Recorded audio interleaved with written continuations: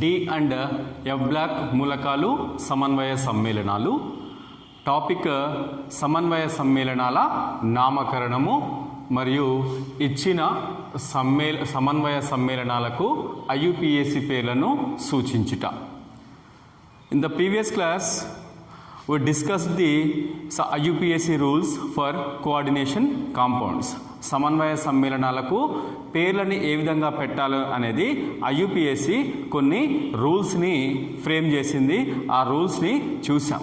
Okay, ఆ రూల్స్ని apply చేస్తూ ఏ విధంగా ఇచ్చిన సమన్వయ సమ్మేళనాలకి పేర్లని సూచించవచ్చో చూద్దాం.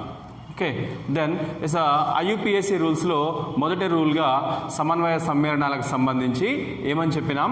సమన్వయ సమ్మేళనాలలో ధనావేశిత భాగాన్ని మొదట రాసిన తర్వాత రుణావేశిత భాగాన్ని రాయాల్సి ఉంటుంది. ఓకే, దెన్ దీనికి సంబంధించి ఈ సమన్వయ సమ్మేళనంలో ధనావేశిత భాగము ఏదవుతుంది అని అంటే సమన్వయ మండలం. సమన్వయ మండలానికి ధనావేశిత భాగంగా పరిగణిస్తే కౌంటర్ అయాన్స్ ఇక్కడ మనకి క్లోరైడ్స్ ఇవి రుణావేశిత భాగం. కాబట్టి మొదటి రూల్ని అప్లై చేస్తూ రాయవచ్చు. ధనావేశిత భాగాన్ని మొదట రాసిన తర్వాత రుణావేశిత భాగాన్ని తర్వాత రాయాలి. ఓకే, అయితే ఈ ధనావేశిత భాగము సమన్వయ మండలము అయింది కాబట్టి సమన్వయ మండలంలోని సమూహాలకు పేర్లని సూచించేటప్పుడు మొదటగా లైగ్యాండ్లకి ప్రాధాన్యత ఇచ్చి తర్వాత కేంద్రలోహ అయాన్ యొక్క పేరును సూచించవలసి ఉంటుంది. కాబట్టి దెన్ ఆ నియమంలో భాగంగా ఏమని రాస్తాం? ఇప్పుడు సమన్వయ మండలంకి పేరు రాస్తున్నాం కాబట్టి ఇక్కడ మనకి ఉన్నటువంటి లైగ్యాండ్లు అన్నీ కూడా ఒకే రకానికి చెందినవి, హోమోలెప్టిక్ కాంప్లెక్స్. కాబట్టి ఈ లైగ్యాండ్ల యొక్క సంఖ్యని మనము di, tri, tetra, penta, hexa వంటి ప్రిఫిక్సెస్ని వాడుతామని చెప్పిన. కాబట్టి ఇక్కడ మనకి 6 అమ్మోనియా లైగ్యాండ్లు ఉన్నాయి కాబట్టి దెన్ మనకి హెక్సా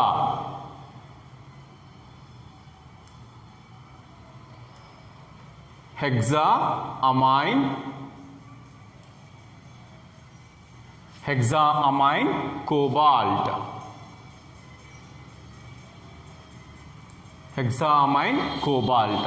తర్వాత కేంద్రలోహ అయాన్ రాసాం కోబాల్ట్. దెన్ ఇక్కడ మనకి ఇది న్యూట్రల్ లైగ్యాండ్ కాబట్టి దీనికి ఎలాంటి సఫిక్స్ని మనం వాడం. ఓకే, సింపుల్గా అమైన్గా మెన్షన్ చేస్తాం. తర్వాత కేంద్రలోహ అయాన్ ఇస్ అ కోబాల్ట్ కాబట్టి రాసాం. తర్వాత నెక్స్ట్ దీని యొక్క ఆక్సీకరణ స్థితిని సూచించాల్సి ఉంటుంది. ఇక్కడ దీంట్లో కోబాల్ట్ యొక్క ఆక్సీకరణ సంఖ్య ఎంత అంటే +3. కాబట్టి ఇది న్యూట్రల్, దీనికి చార్జ్ 0 ఉంటుంది. ఇక్కడ దీనికి +3 ఉండడం వల్ల సమన్వయ మండలం మీద +3 ఉంటే దీన్ని న్యూట్రలైజ్ చేయడానికి 3 Cl- అయాన్లు అవసరమైనాయి. కాబట్టి కోబాల్ట్ యొక్క ఆక్సీకరణ సంఖ్య ఎంత అంటే 3. కాబట్టి దీన్ని రోమన్ లెటర్లో రాస్తాము అని చెప్పినాం, 3. Okay, cobalt 3. తర్వాత కౌంటర్ అయాన్స్ క్లోరైడ్.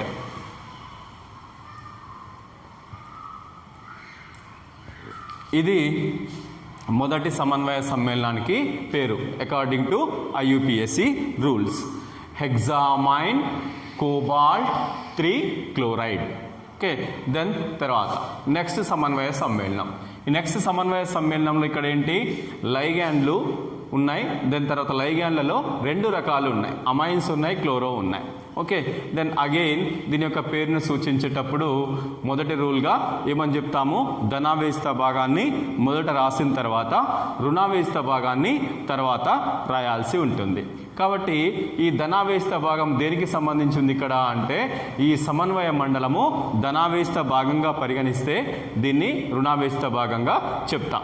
కాబట్టి ధనావేశిత భాగము సమన్వయ మండలం అయింది. కాబట్టి ఈ సమన్వయ మండలంలో మొదటగా లైగ్యాండ్ల యొక్క పేర్లను రాయాల్సి ఉంటుంది. ఈ లైగ్యాండ్లు ఒకటి కంటే ఎక్కువ రకాలు ఉన్నప్పుడు వాటిని ఆల్ఫాబెటికల్ ఆర్డర్ని ఫాలో కావాల్సి ఉంటుంది అని IUPAC సజెస్ట్ చేసింది. కాబట్టి ఆల్ఫాబెటికల్ ఆర్డర్లో చూసినప్పుడు అమైన్స్ అండ్ క్లోరో, వీటిలో amines started with, here is a A, chloro starts with a C. Okay, alphabetical order ప్రకారంగా అమైన్స్ ఫస్ట్ వస్తాయి కాబట్టి ఎస్ పెంటా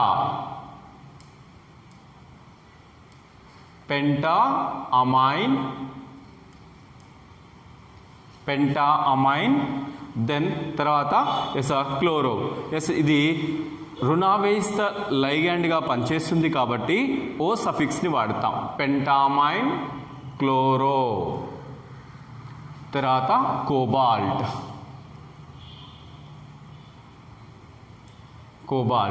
తర్వాత దీని యొక్క ఆక్సీకరణ సంఖ్యలో సేమ్ యాజ్ ఇట్ ఈస్గా మనకి ఇక్కడ దీనికి +3 ఆక్సిడేషన్ స్టేట్ ఉంది కాబట్టి 3. ఎందుకు దెన్ ఎస్ మనకి కౌంటర్ అయాన్స్ ఎస్ 2 ఉన్నాయి, 2 క్లోరైడ్స్ అయాన్స్ ఉన్నాయి, 2 క్లోరైడ్ అయాన్స్ ఉన్నాయి కాబట్టి ఇది -2 అయితే దీనికి +2 ఉన్నట్టు. +2 ఉంది అని అంటే ఎస్ మనకి ఇక్కడ దీంట్లో ఎస్ ఏమైంది, కోబాల్ట్కి +3 ఉండడం వల్ల ఎస్ ఒకటి మనకి క్లోరో వల్ల క్యాన్సిల్ అయింది, +2 అవుతుంది. ఓకే, కాబట్టి is penta amine chloro cobalt 3 chloride.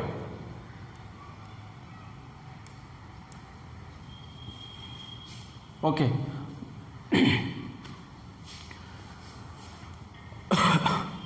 Next one K3FeCN6 దీనికి సంబంధించి ఎస్ మొదటగా ధనావేస్త భాగాన్ని మొదటగా రాస్తాం, తర్వాత రుణావేస్త భాగాన్ని తర్వాత రాయాల్సి ఉంటుంది. ఓకే, దెన్ ధనావేస్త భాగం ఇక్కడ ఏమవుతుంది, పొటాషియం అయాన్స్ అవుతాయి కాబట్టి పొటాషియం.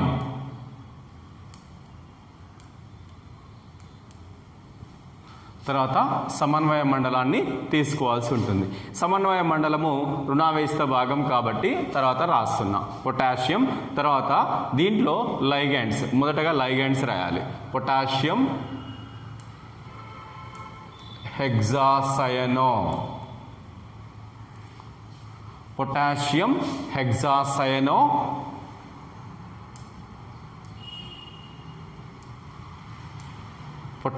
హెగ్జాసయనో ఫెర్రేట్ అని రాస్తున్నాం. ఎందుకు అని అంటే ఈ సమన్వయ మండలానికి సాధారణంగా ఇది అయనైజ్ అయినప్పుడు సమన్వయ మండలానికి రుణావేశం వస్తుంది కాబట్టి ఇక్కడ మనకి ఓవరాల్గా 8 అనే సఫిక్స్ని తీసుకోవాల్సి ఉంటుంది. ఈ 8 అనే సఫిక్స్ని కేంద్రలోహ అయాన్ పేరుకు చేరుస్తాం కాబట్టి ఎస్ లాటిన్ నేమ్ ఫెర్రమ్ కాబట్టి 8ని దానికి యాడ్ చేస్తే ferrate. Potassium hexacyano ferrate. Next one దీని యొక్క ఆక్సీకరణ సంఖ్య ఎంత ఐరన్కి, ఎస్ ఇక్కడ మనకి +3 ఉంటుంది. Okay, ferrate 3. ఎస్ ఎలా తీసుకోవచ్చు దీన్ని, ఇక్కడ మనకి పొటాషియం అయాన్స్ 3 ఉన్నాయి. దెన్ తర్వాత నెక్స్ట్ వన్ ఇక్కడ మనకి ఏంది -6 అవుద్ది. -6 అవుద్ది అని అంటే ఎస్ దీనికి +3 ఉండడంతో ఓవరాల్గా దీని మీద -3 జనరేట్ అవుద్ది. -3 జనరేట్ అవుద్ది కాబట్టి 3 పొటాషియం అయాన్లు సరిపోతాయి. Okay, potassium hexacyano ferrate 3. తర్వాత next one K3FeC2O4 taken thrice. దీనికి సంబంధించి అగైన్ ధనావేస్త భాగాన్ని మొదటగా రాస్తాం. పొటాషియం.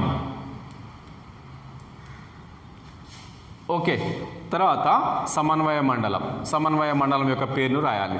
దానికి రాయాలంటే ఫస్ట్ మనం తీసుకోవాల్సింది ఏంటి అంటే లైగాండ్లు తీసుకోవాల్సి ఉంటుంది. లైగాండ్లో ఎస్ మనకి ఇక్కడ ఒకే టైప్ ఆఫ్ లైగాండ్స్ ఉన్నాయి. ఓకే, ఎస్ C2O4-2 ఆక్సలేటో ఇవన్నీ ఉన్నాయి, ఇవి 3 ఉన్నాయి, ఇవి bidentate ligands. Okay, then yes C2O4-2 then yes ఇక్కడ 3 ఉన్నాయి కాబట్టి tri potassium tri oxalato. Potassium tri oxalato. Then తర్వాత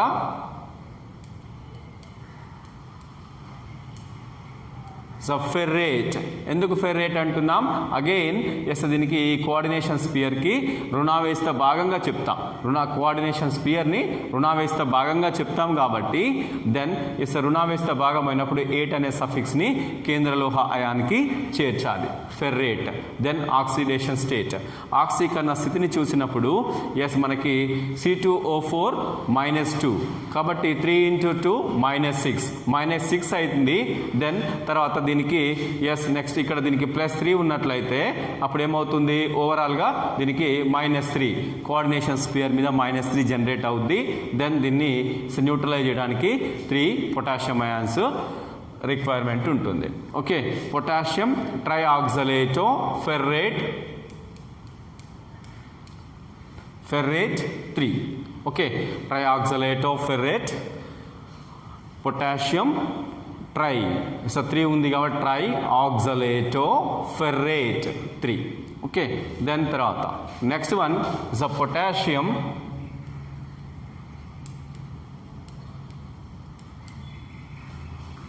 okay potassium next one PdCl4 ఉంది. ఓకే, దెన్ పొటాషియం తర్వాత సమన్వయ మండలాన్ని రాయాల్సి ఉంటుంది. దెన్ లైగాండ్స్ ఫస్ట్ ప్రియారిటీ ఇస్తాం. Potassium టెట్రాక్లోరో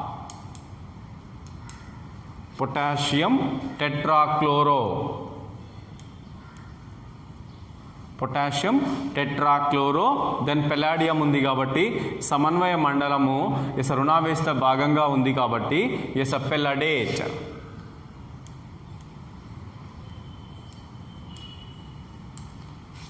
potassium tetrachloro palladate oxidation state. జనరల్గా మనకి ఇక్కడ పెల్లాడియంకి ఇదా +2 ఉంది. ఓకే, దెన్ ఎస్ ఇక్కడ మనకి ఏంటి -4 అయింది. -4 అయినప్పుడు జనరల్గా మీకు ఇక్కడ దీనికి పొటాషియంకి +2 2 పొటాషియం అయాన్స్ కాబట్టి +2 అయితే దెన్ ఓవరాల్గా మీకు -4 నుంచి +2ని కనుక సబ్ట్రాక్ట్ చేసినప్పుడు మీకు ఏమొస్తుంది అంటే పెల్లాడియంకి +2 వస్తుంది. Okay, potassium tetrachloro palladate 2. Then తర్వాత నెక్స్ట్ మరొక సమన్వయ సమ్మేళనం ఏంటి ఇక్కడ PT NH3 taken twice Cl CH3 NH2. Okay, మనకి ఇక్కడ ఈ సమన్వయ సమ్మేళనాన్ని పరిశీలించినప్పుడు ఒకటి కంటే ఎక్కువ రకాల లైగాండ్లు ఉన్నాయి కాబట్టి మనకి ఇక్కడ ఏం చేస్తాం? ఆల్ఫాబెటికల్ ఆర్డర్ని ఫాలో అవుతాం. ఆల్ఫాబెటికల్ ఆర్డర్ ప్రకారంగా తీసుకుంటే methylamine chloro amines. Okay, amines first వస్తాయి. Di amino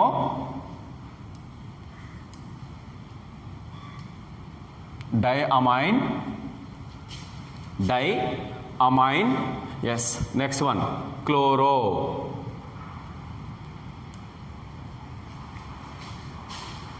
okay diamine chloro methylamine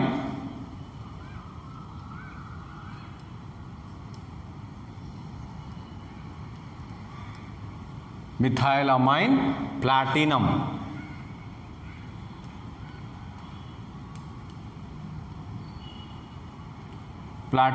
oxidation state చూడండి.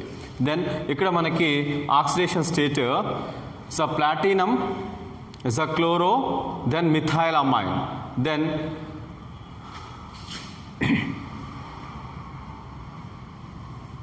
ప్లాటినం దెన్ నెక్స్ట్ ఇక్కడ మీకు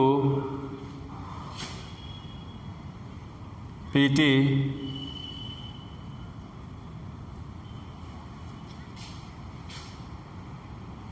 diamine chloro methylamine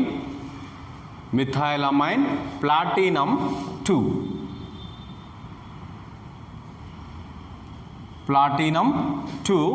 then here is a chloride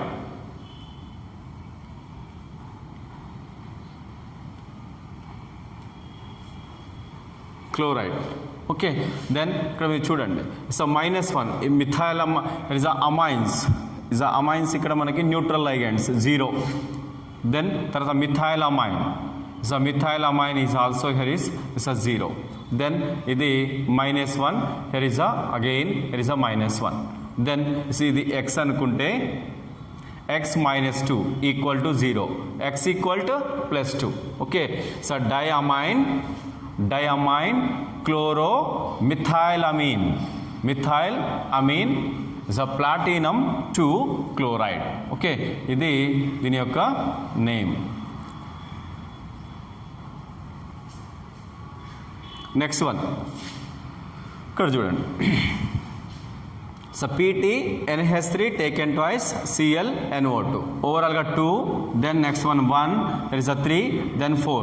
Is a platinum ki samanvaya sankhya 4 satisfy అయింది. ఇక్కడ కూడా yes same 1 2 plus 2 plus 2 4 platinum ki సమన్వయ సంఖ్య 4 satisfy అయింది. Yes name ఇచ్చేటప్పుడు అగైన్ ఇక్కడ కూడా మనకి ఎన్ని లైగెండ్స్ ఉన్నాయి? So 2 is 3 types of ligands ఉన్నాయి. ఓకే, 3 టైప్స్ ఆఫ్ లైగెండ్స్ ఉన్నాయి కాబట్టి ఎస్ మనకి ఆల్ఫాబెటికల్ ఆర్డర్ని ఫాలో కావాల్సి ఉంటుంది. ఎస్ ఇక్కడ మనకి diamine,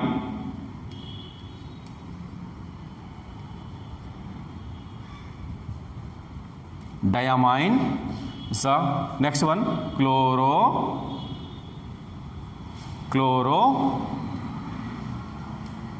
so nitro the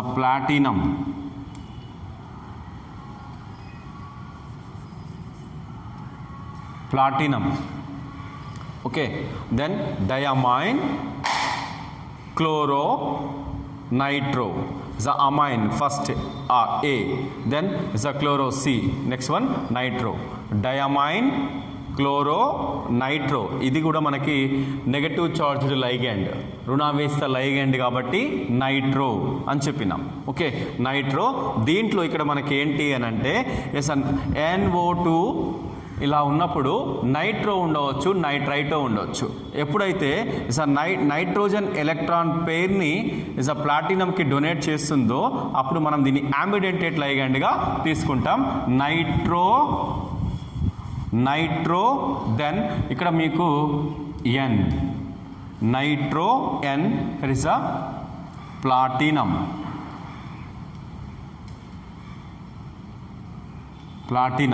okay.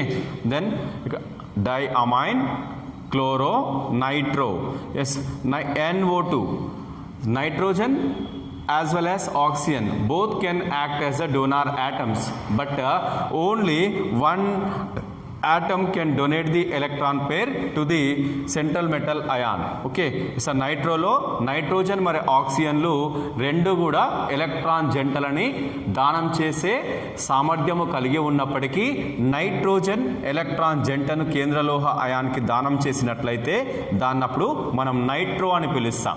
కాబట్టి ఇది యాంబిడెంటేట్ లైగెండ్ కాబట్టి N అని సూచించాల్సి ఉంటుంది. ఓకే, దెన్ నైట్రో తర్వాత ఇస్ హైఫన్ పెట్టి N అని పెట్టాలి.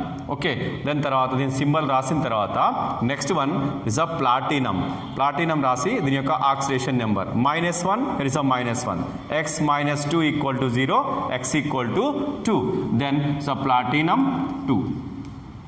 ఓకే, ఇది దీని యొక్క పేరు. నెక్స్ట్ వన్ ఇంకొకటి సమన్వయ K3Cr C2O4 టేకెన్ థ్రైస్. నావేస్త భాగం ఏంటి? పొటాషియం. పొటాషియం. దెన్ లైగెండ్ ఏంటి? ఆక్సలేటో. ఎన్ని ఉన్నాయి? 3 ఉన్నాయి. ట్రైఆక్సలేటో. దెన్ తర్వాత కేంద్రలోహ అయాన్. ఈ సమన్వయ మండలానికి సాధారణంగా ఇది రుణావేశ భాగంగా పరిగణిస్తాం. ఎందుకు? ధనావేశ భాగము పొటాషియం అయాన్స్ అయితే రుణావేశ భాగము రుణావేశ భాగము సమన్వయ మండలం కాబట్టి కేంద్రలోహ అయాన్కి 8 అనే సఫిక్స్ని చేరుస్తాం. Potassium, trioxalato, yes. Chromate, chromium జనరల్గా కేంద్రలోహ అయాన్ కాబట్టి ఎస్ దీనికి 8 అనే సఫిక్స్ని వాడతాం కాబట్టి క్రోమేట్. దెన్ దీని యొక్క oxidation state, then yes oxalato C2O4 -2 -6, then it's +3 x -6. Okay, then equal to 0, x - 3 equal to 0, x equal to +3. Okay, yes మనకి కేంద్ర లోహ అయాన్ క్రోమియం యొక్క ఆక్సీకరణ సంఖ్య +3 కాబట్టి రోమన్ లెటర్ 3తో సూచిస్తా. పొటాషియం ట్రయాక్సలేటో క్రోమేట్ 3 ఇది దీని యొక్క పేరు according to IUPAC. Next one తర్వాత COCl2 En taken twice Cl. Then దీనికి సంబంధించి ఇది ధనావేశిత భాగం అయితే ఇది రుణావేశిత భాగం కాబట్టి మొదటగా ధనావేశిత భాగానికి పేరు రాస్తా. ఎస్ రాసేటప్పుడు 2 టైప్స్ ఆఫ్ లైగెండ్స్ ఉన్నాయి కాబట్టి దెన్ ఇక్కడ మనకి ఈ లైగెండ్స్లో ఎస్ 2 టైప్స్ ఆఫ్ లైగెండ్స్ అయినప్పుడు ఆల్ఫాబెటికల్ ఆర్డర్ని చూస్తాం. ఆల్ఫాబెటికల్ ఆర్డర్లో క్లోరో ఫస్ట్ వస్తాయి, తర్వాత yes ethylene diamine or ethane 1,2 diamine second వస్తుంది. కాబట్టి డైక్లోరో,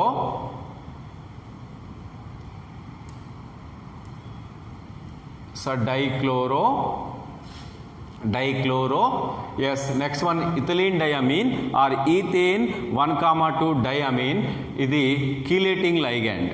ఓకే, కీలేటింగ్ లైగాండ్ కాబట్టి వల వంటి నిర్మాణాన్ని ఏర్పరుస్తుంది కాబట్టి ఇది దీని యొక్క సంఖ్యని సూచించేటప్పుడు కీలేటింగ్ లైగాండ్స్ యొక్క సంఖ్యని సూచించేటప్పుడు బిస్, ట్రిస్, టెట్రాకిస్ ఓకే ఇలాంటి టర్మ్స్ని వాడతాం.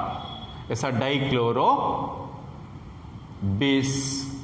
నెక్స్ట్ వన్ ఇక్కడ మనకి కీలేటింగ్ లైగాండ్ యొక్క పేరు రాస్తాం. బిస్ ethane, ethane 1,2 డయామీన్,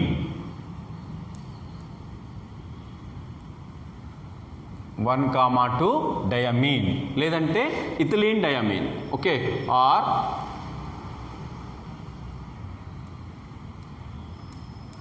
ethylene డైఅమీన్,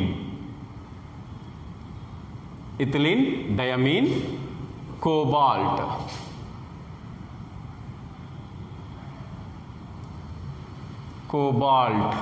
cobalt then ధనావేశిత భాగం కాబట్టి 8 అనే సఫిక్స్ అవసరం లేదు. కోబాల్ట్ దెన్ దీని యొక్క ఆక్సీకరణ సంఖ్య. ఆక్సీకరణ సంఖ్యలో ఎస్ మనకి ఇథిలీన్ డయామీన్ న్యూట్రల్ లైగాండ్, ఎలాంటి చార్జ్ ఉండదు. క్లోరో లైగాండ్స్కి -2 then x it is a -2 -1 okay x -3 equal to 0 x equal to is a +3 కాబట్టి కోబాల్ట్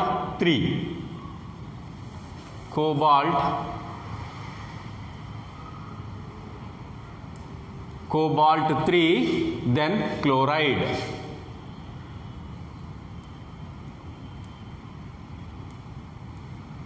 కోబాల్ట్ 3 క్లోరైడ్ ఇది దీని యొక్క పేరు.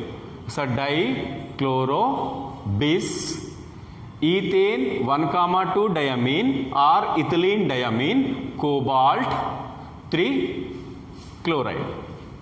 నెక్స్ట్ వన్ ఇక్కడ కూడా దెన్ ఎస్ ఇది ధనావేశిత భాగం, ఇది రుణావేశిత భాగం కాబట్టి ఎస్ ధనావేశిత భాగానికి మొదటగా పేరు రాస్తాం. ఎస్ పెంటా అమైన్, ఇక్కడ మనకి కార్బోనేటో ఉంది, అమైన్స్ ఫస్ట్ వస్తాయి. So Penta amine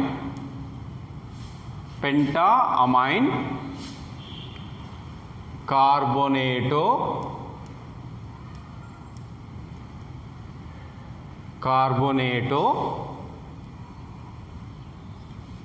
పెంటామైన్ కార్బోనేటో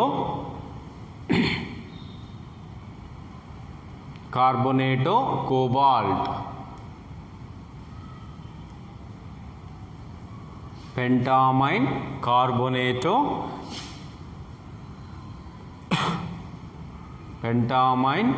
కార్బోనేటో cobalt then oxidation స్టేట్లో ఎస్ మనకి కార్బోనేటో -2 చార్జ్ ఉంటుంది. Okay x -3 equal to 0 x equal to then +3 cobalt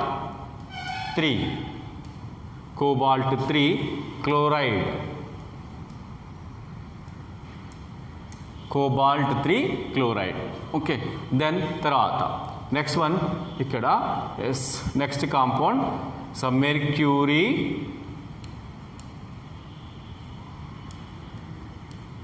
mercury ధనావేశిత భాగం రాసాం మెర్క్యూరీ. దెన్ ఎస్ రుణావేశిత భాగంలో ఎస్ మనకి ఎస్ కోఆర్డినేషన్ స్పియర్ ఉంది కాబట్టి కోఆర్డినేషన్ స్పియర్కి పేరు పెట్టేటప్పుడు లైగాండ్స్కి ఫస్ట్ ప్రియారిటీ ఇస్తాం. ఓకే, దెన్ ఈ ligands only one type of లైగాండ్సే ఉన్నాయి. దెన్ థయోసయనేటో ఎన్ని ఉన్నాయి? 4 ఉన్నాయి కాబట్టి ఎస్ టెట్రా